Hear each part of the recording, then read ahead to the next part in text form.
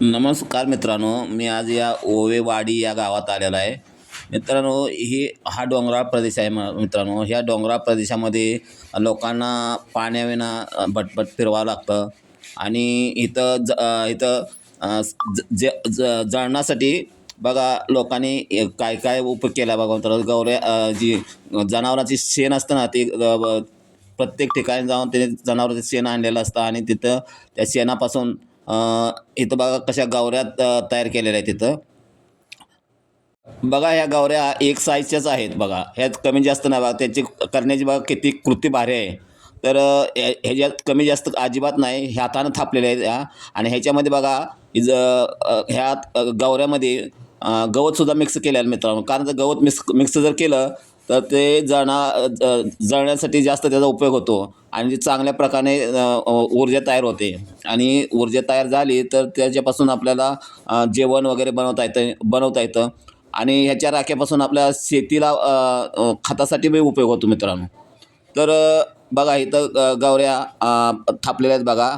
काय ओल्या आहेत, काय सुकलेल्या आहेत. तर खेडेगावातील लोक गॅसपेक्षा ह्याच इंधनानं केला जातो पावसाळ्यात. तर बघा जेवढे थापले तेवढे तुम्हाला दाखवण्याचा प्रयत्न करतो मित्रांनो. बघा ह्या ओल्या आहेत सगळ्या. बघा ही सगळ्या पूर्ण ओल्या आहेत बघा. ती पाहू शकता बघा. हे सगळं पूर्ण आहे ना ओले आहेत आणि सुकलेल्या गवऱ्या बघा इकडे साईडला काढून ठेवले आहेत. हे बघा ही साईडला ती बी आता सुकलेली आता ही काही दिवसांनी याला पलटी मारतील बघा. जेवढं सुकलेलं तेवढ्या पलटी बघा. तुम्ही पाहू शकता बघा किती गवऱ्या थापले आहेत बघा. ते पाहू शकता तुम्ही. माही तर तिकडं सुकलेले आहेत, तिकडं सुकलेले आहेत. हे बघा ती पलटी मारलेलं पूर्ण सुकलेले आहेत बघा. एवढंच नाही तर ह्याच्यावरती तुम्हाला मित्रांनो अजून थापलेले बघा. तर वरती सुद्धा दाखवतो तुम्हाला. या तुम्ही बघा इकडे. इथं एकदम डोंगर जरी रस्ता असल्यामुळे ना जागा असल्यामुळे बघा ह्या जमीन आहेत लोकांच्या. इथं भात पिकवला जातो. भात पिकवला रस्ता नाही याला बघा. आपण कुठून जातो बघा. असा रस्ता नाही. हे ताली गावाला आपल्या तालीवरचा नाही. छोटं छोटं रस्ता आहे बघा. असं बघा तिथूनच इथं चढणार आहे बघा. हे पाहू शकता.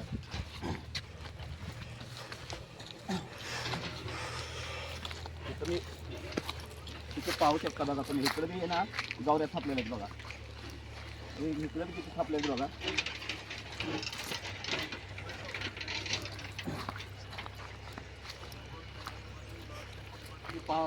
इकडे बी आहे ना गवऱ्या थापल्या आहेत. पूर्ण सुकलेल्या गवऱ्या आहेत बघा. हे पूर्ण सुकले आहेत. आणि मित्रांनो एक विशेष म्हणजे बघा गाई म्हशी आहे ना रानात चरायला जातात ना त्यावेळेला हे गाई गोबर टाकतात. म्हणजे शेण टाकतात ना. तर शेण सुकवल्यानंतर याला गौरी बोलतात.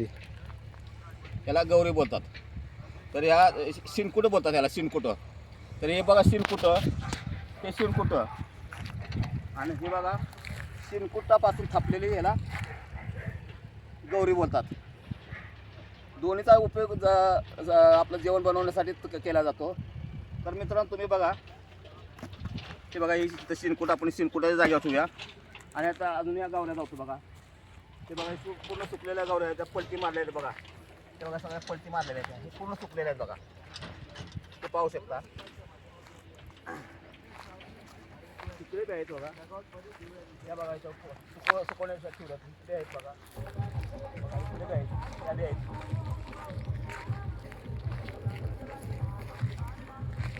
हे बघा तिकडे सुद्धा आहेत बघा एवढ्या. आणि हे आहे ना आता सुकल्यानंतर एकत्र जमा करून आपल्या घरी जमा करणार. आणि पावसाळा चालू झाल्यानंतर आपल्या त्याचा उपयोग जळण्यासाठी उपयोग होतो. जेवण बनवण्यासाठी. आणि जळल्यानंतर ह्याची जी राख तयार होते ना त्याचा आपल्या शेतीसाठी उपयोग होतो. राखेचा आहे ना खत म्हणून उपयोग केला जातो मित्रांनो. तर मित्रांनो हा व्हिडिओ तुम्हाला कसा वाटला. हा जर व्हिडिओ तुम्हाला आवडला असेल तर मित्रांनो व्हिडिओला लाईक करा, शेअर करा आणि सबस्क्राईब करा. जय हिंद, जय महाराष्ट्र.